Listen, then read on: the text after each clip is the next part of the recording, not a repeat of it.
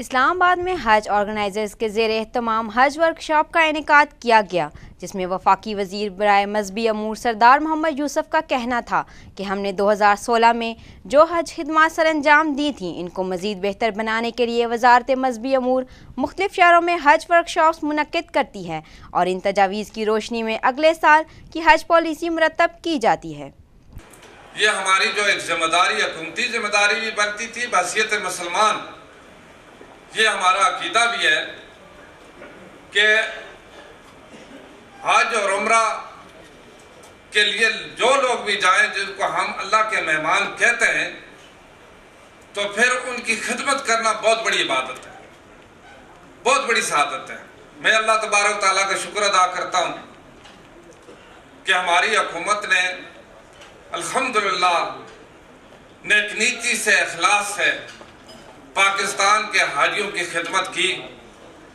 ہماری منسٹری نے انشاءاللہ خدمت کی اور اس کے ساتھ آپ کی تنظیم، آپ کی ہوپ نے بھی بڑی خدمت کی۔ اور ان کا مزید یہ کہنا تھا کہ ہم 2013 سے نیک نیتی سے حج کی خدمات سر انجام دے رہے ہیں، جس کے لیے ہماری حکومت نے حج پالیسی سے متعلق ایک قانون بھی بنا لیا ہے، جس کو ہم نے پارلیمنٹ میں منظوری کے لیے پیش کر دیا۔ وزیر حج جو سعودی عرب کے ان کو کہ ہمارے ساتھ جو میٹنگ رکھیں وہ جنوری میں رکھیں۔ میں نے ان کو لکھا ہے کہ جنوری کے پہلے ہفتے میں ہمارے ساتھ آپ وہ میٹنگ رکھیں، ہمارا ایگریمنٹ سائن ہو، تاکہ ہمارے جو ایچ جی اوز کے لوگ ہیں یا ہماری منسٹری کے لوگ ہیں وہ حج پالیسی کے لیے انہیں زیادہ وقت مل سکے اور حج پالیسی اس طریقے سے تیار کی جائے کہ اس میں کوئی کمی بیشی نہ رہے۔ تو جنوری میں انشاءاللہ جو ہم جائیں گے تو انشاءاللہ یہ بات کریں گے، اور بالکل میں تو ضرور یہ کہوں 2010 نہیں بلکہ ہماری ڈیمانڈ ہوگی کہ 2013-14 کے بعد کی۔ ورکشاپ میں شرکا سے خطاب کرتے ہوئے کیپٹن صفدر کا کہنا تھا کہ اگر ان کو روانی سے موقع ملتا رہتا تو وہ حج کے ساتھ ساتھ باقی تمام شعبوں میں بھی بڑھ چڑھ کر اپنا کام کرتے، اور وزیر اعظم نواز شریف کو جب بھی موقع ملا انہوں نے ملک کی خدمت کی۔ آج الحمدللہ بڑی خوشی کی یہ بات ہے کہ جس ایسے طریقے سے گورنمنٹ آف پاکستان نے اس کو مینج کیا، میں سردار محمد یوسف صاحب اور ان کی پوری ٹیم کو مبارکباد دیتا ہوں کہ انہوں نے خوف اپنے دل میں رکھا، آخرت کا بھی اور دنیا کا بھی۔